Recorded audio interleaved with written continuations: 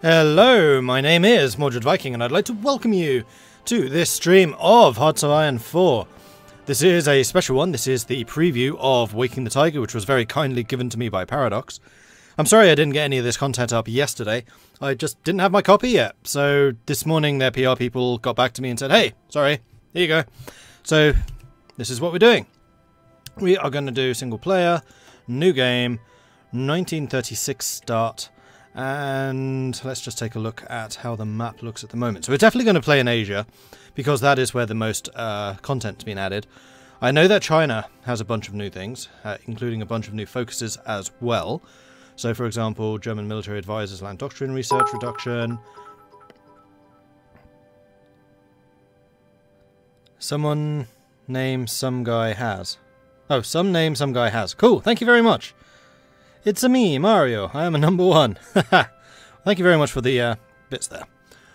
9 power treaty, still under the effects of the unequal treaties that formalise the open door policy towards China. Army corruption. Oh, jeez. Minus 50% division attack, minus 50% division defence, mobilisation speed. Yikes. Ineffective bureaucracy, recruitable population factor. It's probably a good one for China. Daily command power gain, multiplier. So we get less command power, which is spent on officers and special attacks like stand your ground and things like that. And then low inflation, so consumer goods factories increased and also factory output decreased. You'll have to forgive me the cough and spluttering. I still have this cold. So China definitely has their own focus tree, and I do kind of wish you could see focus trees from the screen. That would be kind of useful. Guangxi is another. Government corruption, bureaucracy, Yunnan. Corruption, bureaucracy. Not sure if Tibet has anything special. Chibai. Same. Zibai. Same. Shaanxi. Same. Communist China. Aftermath of the Long March. Factory output minus 25%. Construction speed minus 50. Ouchies.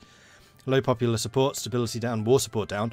So they have split national unity into these two special modifiers. You have war support and stability. War support, if you have high war support, will actually increase your production output and stuff like that. If you have low war support, then it will decrease it, that type of thing. I should mention, although I've been reading the dev diaries pretty extensively, and I did watch the 3 Days War, this is the first time I'm touching this game. So if I'm missing out on some of the features, if I forget something, if I don't notice something, that's because this is literally the first time I am touching this. I installed it about 15 minutes before this stream went live.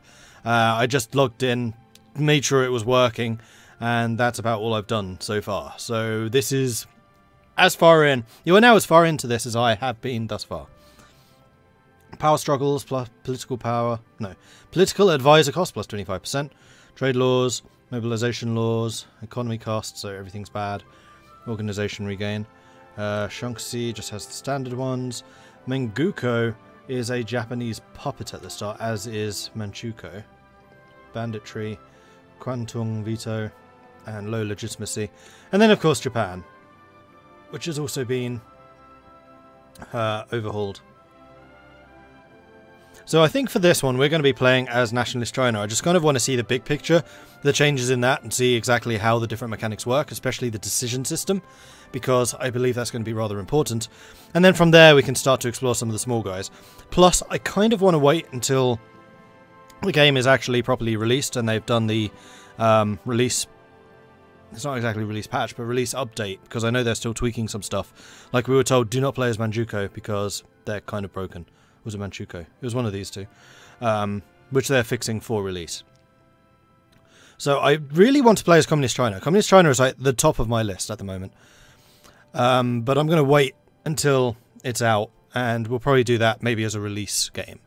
So for now, we're going to do China. The other thing which is notable here at the very, very start is that the difficulties have changed. So you've got easy, which gives you reduction or bonuses to everything. Recruit, which gives you lesser bonuses. Regular, which is no change. Veteran, which sits somewhere between easy and veteran from previously. Research time, I think, is the same. Political power gain, I think, is sped up. And production efficiency, I think, is the same. And then you have elite, which is slightly harder than veteran. The main difference really is going to be the research time, plus 20%. I'm actually sorely tempted to just straight on play on elite. You know what? We're going to do it. Elite China, here we go. Manchukuo is the broken one. Okay, cool. And I did see someone in Ben Magnus's comments asking if Mongolia has a focus tree. I want to check that too. There needs to be a China multiplayer, so much happening in a small area. True. Is there really someone so bad that it's necessary with an easier difficulty? Apparently, Podcat during the ParadoxCon last year was talking about the analytics for the different difficulties, and easy was actually the most used.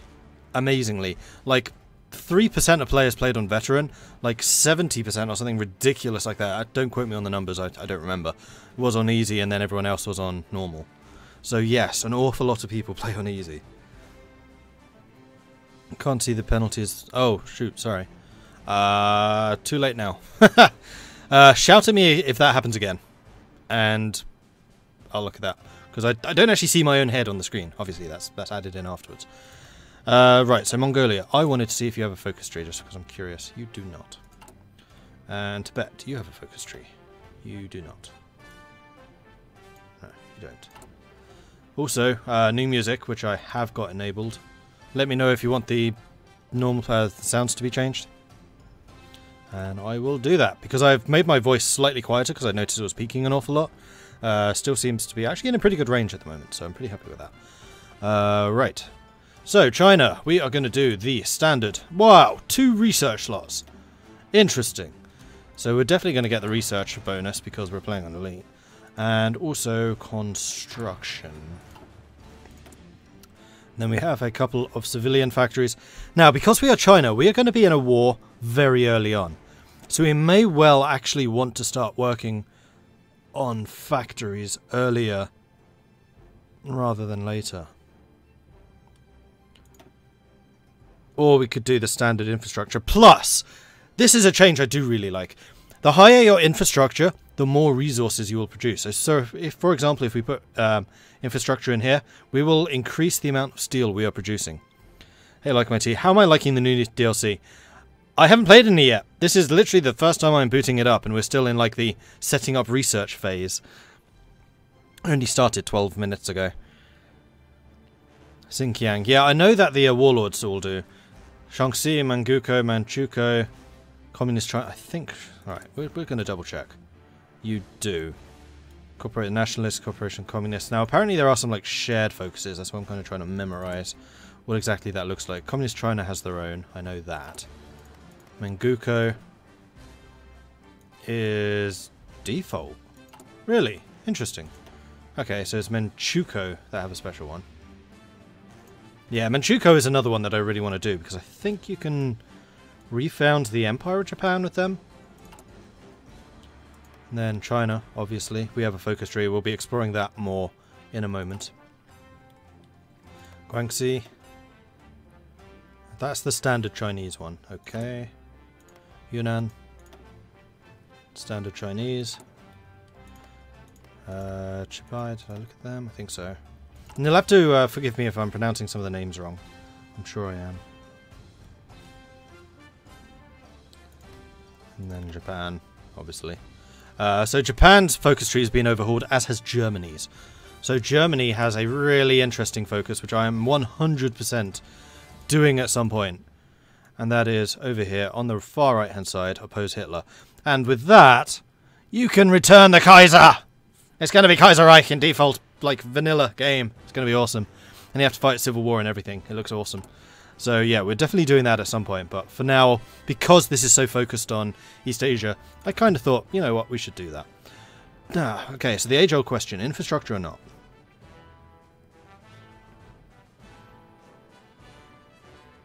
Oh, those are construction slots. Oh, it actually shows you the number of construction slots on the screen now. Awesome, that is actually really helpful. So I'd love to build that province up, but I think that would be a mistake. I think we're going to build this one. So we are going to build infrastructure there, but as soon as the infrastructure is done, I'm going to start slamming down military factories. Like so. Right, our military factories are just going to mass produce guns. I'm not going to bother building any aircraft. I think that's pointless. And then we can do that. Now the other thing which has changed here is you can modify the number of factories you're using. So right now it's 1 factory per slot. You can also make it 5 factories per slot. So there you go, 15 factories in just 3. Or you can say, I want 10 of these, and then you put 10 at a time. So that's kind of nice. But we're just going to go with the 15. That basically stops you having to have more than one of these set up. You can just go, I'm going to want 30 factories working on this. Times 10, 3 of them, done. Whether you can modify down beyond 3, so if you can do 10 and then like a 1? No, it doesn't look like you can. I thought you can do that, I guess. Ah, okay, you can just do that. So you can say, I want 25 factories doing basic infantry equipment. And I guess it will set that up automatically. Okay, that's very helpful. The other thing you can do is now drag and drop on this screen. So you can move the production items around, which is pretty good.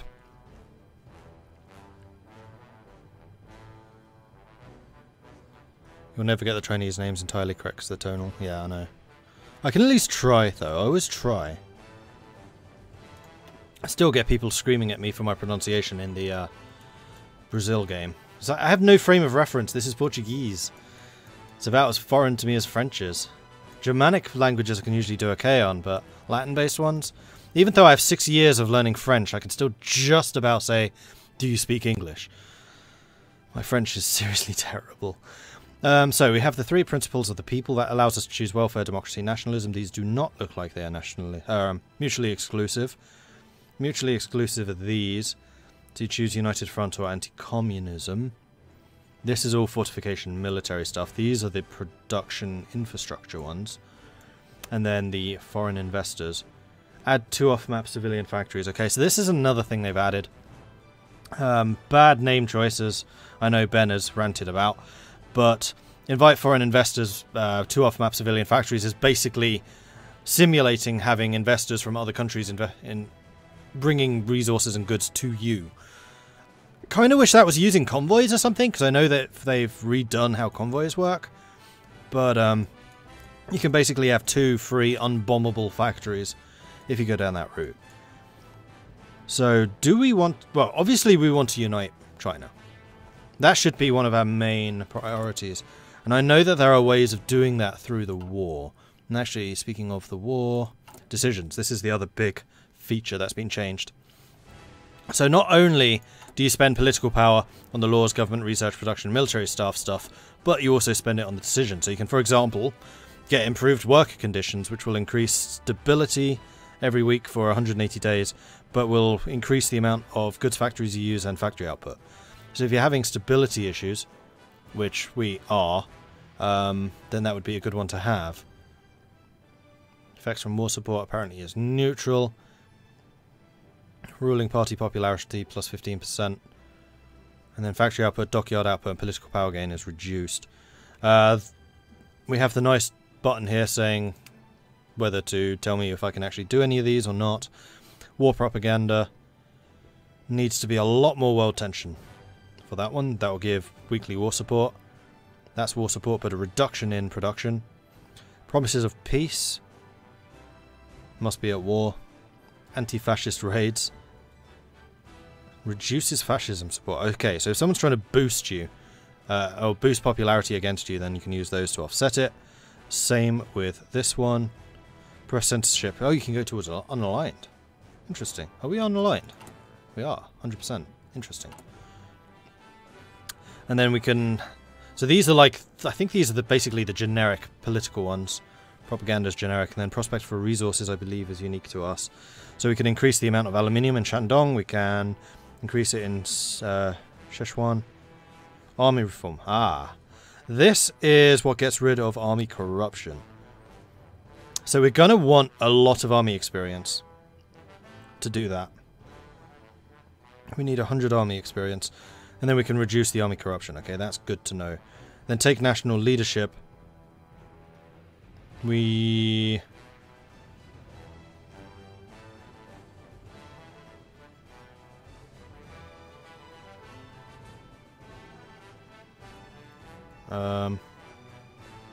This is to...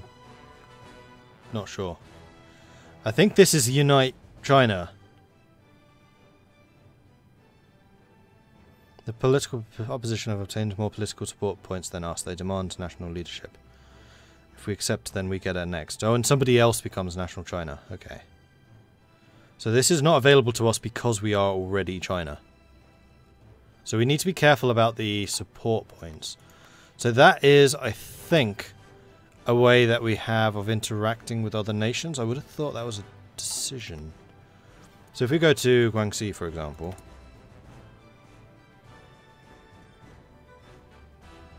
Send attaché.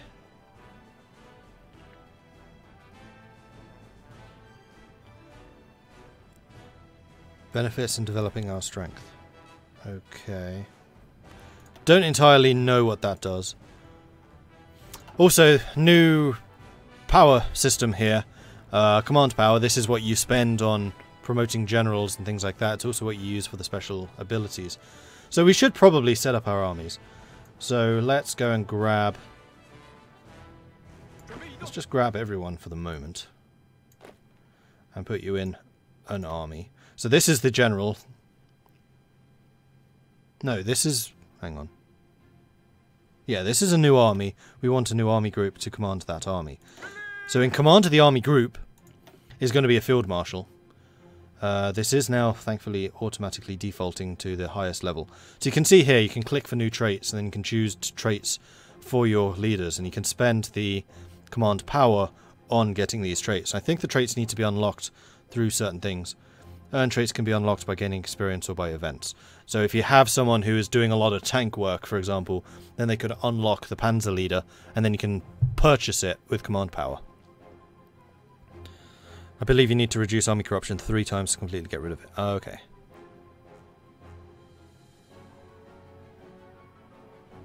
Just say the AOG for every Chinese country and call it good. No, there are no Ottomans in this. The Ottomans were Kaiserreich. So, yeah, we could promote people that way. Also, and this I do particularly like, different leaders have different traits. So, for example, Tu Yu Ming here is 20% attack, 20% defense, planning speed, max plan, and logistics. So he's good at attack and defending, he's not great at planning, and he's moderate at logistics. Compared that to Yan Lan here, who's very good at planning, not very good at logistics though. So we probably want our main defending person, that's going to be Ming, who's going to be guarding the main front against the Japanese up here. And then the general also can be positioned. So the general still has the limit of 24 divisions, and then in charge of various armies is the field marshal. So we are going to have this chap here, my best defender. Does it still show field marshals? Are you an actual field marshal? Okay, so you're capable of doing 5. You are an actual field marshal. Oh, these chaps here are field marshals. Okay, so you can still put them in as a general, even though that won't necessarily be their best trait. You're cautious, you have a planning speed reduction, that's fine. Recovery rate's reduced, but you have a +1 attack. Is that factored into this? I don't think so. And you're a panzer leader. Oh. Defensive doctrine. So you are very good at entrenching. I just want to see if there's anyone who's actually going to be better at defending. I hadn't looked at the traits. Promotion cost reduction. Planning speed increase. Chance to get wounded in combat plus 100%. Right. Officers can get wounded and they can get sick if you put them in Siberia and stuff like that. So you do need to kind of take care of your officers and where they are active. Infantry leader experience factor. So Wang Yao Wu is going to be quite an important guy for us potentially. He also has defensive doctrine. I'm really tempted to put him in charge of this. He's a low level is the only problem. But he's going to get that entrenchment and he's going to get infantry command quicker. So I'm going to take a risk. We're going to do that. I'm going to split you in half, put you into a new army, and then let's get rid of 4 people. I think I'm going to grab... No, I'm not going to grab the cavalry. In fact, what I should really be doing is just training all the things, first of all. Now we'll split you up and then train you. So we'll do that. We'll grab everyone who's not already trained. There we go, that's a better idea. Ah, screw it. We need the experience, so no, we're going to train everyone. It will cost us, but we'll train everyone. Then you can get rid of 5 people. That was one too many. There we go. Now you guys need to have a different icon because that's going to be confusing. You are an absolutely dreadful, god-awful unit. No, you're pawns. You're not rooks. Alright, so I think I'm going to put the pawns to guard my coastline. So we're going to put you guys in that army. Then anyone who is regular army is going to go in the Japan front. Which you are as well.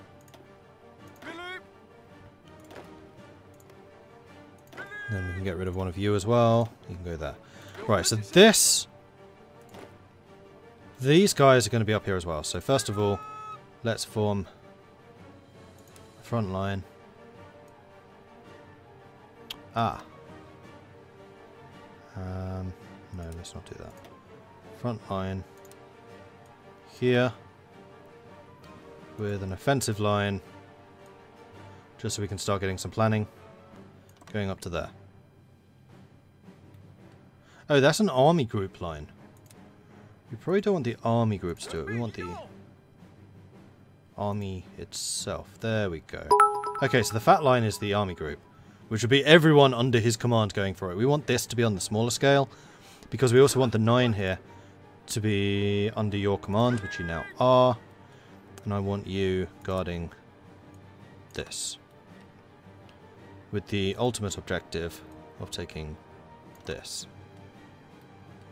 Then I'm going to have you guys also under their command, but your job is going to be garrisoning my coastline. 24 divisions may well be too many. Probably will be. So you know what? I'm going to take half of you. Well, how many are you saying are going to be required? I don't need you to guard everything. I just need you to guard that. You're saying 11. Okay, so we'll split you in half. 12 hopefully will do. We'll put you in there.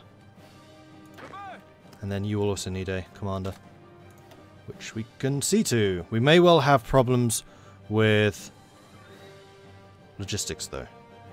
You are very good at attacking. I think I'm going to put you on the left side. You're good at defending. You have attack and planning. So if we push these guys and knock them out of the war, I'll be pretty happy with that outcome. So in fact, I'm going to add my cavalry to you. And give one of your regulars to him. In fact, just give all your regulars to him. Okay, good. So, what focus do we want to go for? Getting a base stability up would be good. War support would also be useful. That gets rid of inflation. Oh no, that increases inflation. That makes our inflation worse.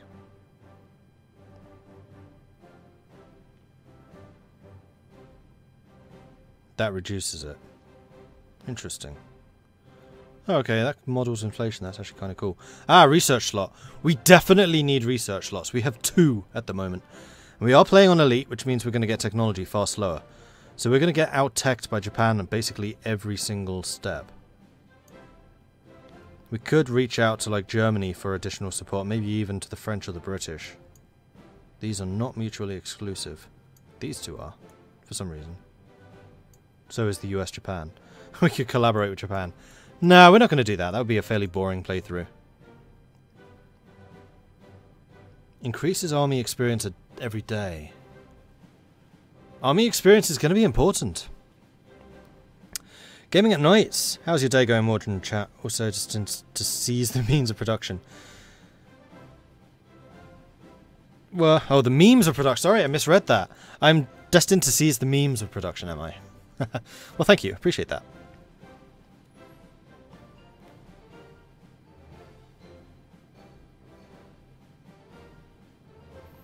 Did I put a field marshal as the first general? Yes. There's no way 12 division to hold the coastline. It's kind of what I'm anticipating, but I'm also hoping that I'm going to be able to train more troops. And I could give him some more of these guys. You know what? I will. Give you, what, 18? 3, that's the 15, 16, 17. I'll give you 18 men. Because I'm also worried about supply up here. Although we can get a fair amount into that. The other thing is we have 2.79 million troops ready to join. Do we have any stockpiled weaponry? We do not. Right, can I tell you to train everything? I can. Cool. You need an officer. You do. What's that? Infantry experience. Promotion cost. I think you're going to be Wai Li Huang.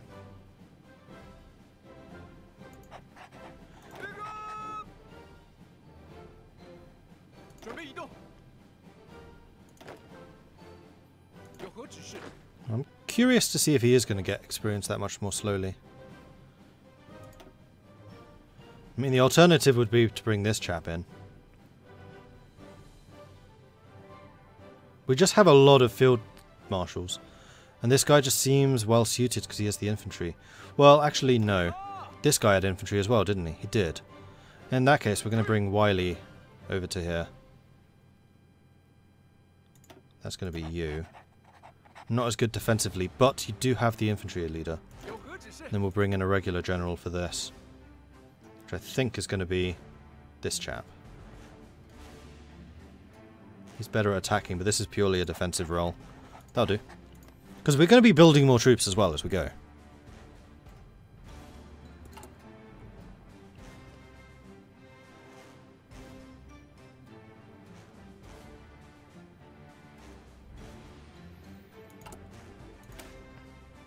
Yeah, you guys are rubbish. Really can't wait to redesign these. There's going to be a lot of redesigning. Right, is there anything else I need to do? Decisions we can't really do anything with. Research is already set up. Trade. Do we have any deficits? We do. Do I want to buy this in, though? I'm not convinced. No, I don't think I do. Also, most of the deficit's going to be on ships right now. 13 more units are required for efficiency. You know what? We need the guns. So we're going to buy from the Soviets. No, we're not. We're going to buy from Germany. We'll buy from Germany. Buy one. Okay, and there we go. People are moving. Wonder if there's a peaceful way to reunite China. I think so. How much political power do we have? 0.